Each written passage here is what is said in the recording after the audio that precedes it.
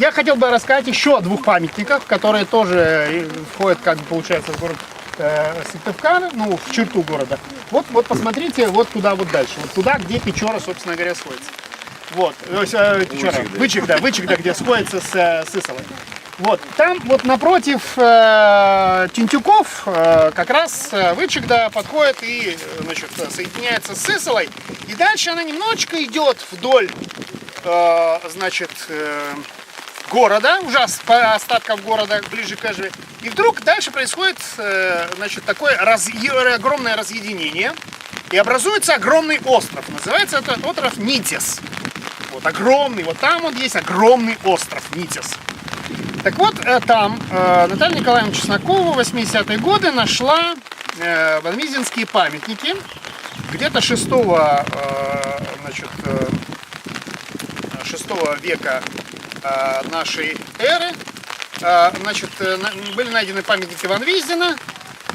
Сейчас я вот боюсь ошибиться, а то мне Наталья Николаевна позвонит, оборвет все уши, скажет, что ты несешь-то, если точно это самое. Да, чтобы я не исказил, поскольку я обещал Наталье Николаевне, что я постараюсь как бы излагать все точно в соответствии. Значит, Нитес возведена 6-10 век нашей эры, все, я не ошибся. Вот, и это тоже поселение, остатки мы когда-то в 80-е годы, еще будучи студентами, даже там что-то копали.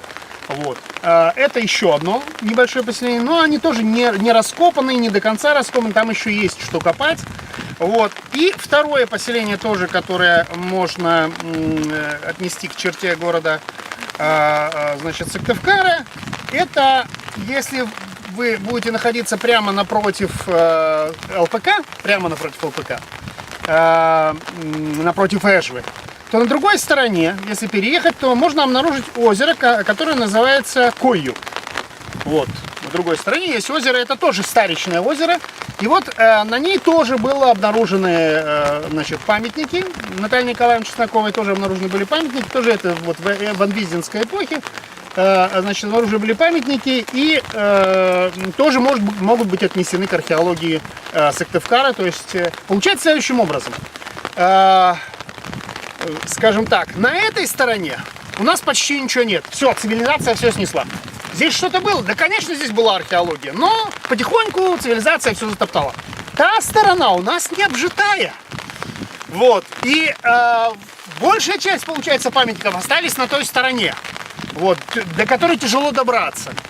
Но археологи Сыктывкара мне прямо напрямую сказали, что, Игорь, лучше бы ты не говорил, где они находятся. Почему? Потому что это уже задолбало. Мы приезжаем копать, и опять куча ям. Черные археологи ходят и копают. А сейчас они стали вообще превратились в какой-то ужас. Стали покупать эти металлоискатели и шляются, говорит, там везде еще что наткнуться, начинают выкапывать. А что им? Они заберут ценные самые вещи, какие-нибудь стрелы, топоры и тому подобное, еще какой-нибудь пермский звенный стиль, и, собственно говоря, его унесут, и все. А нам-то необходимо, как располагалось, как само поселение строилось, как само, значит, нас-то интересуют вещи, связанные с восстановлением культуры, которая там была.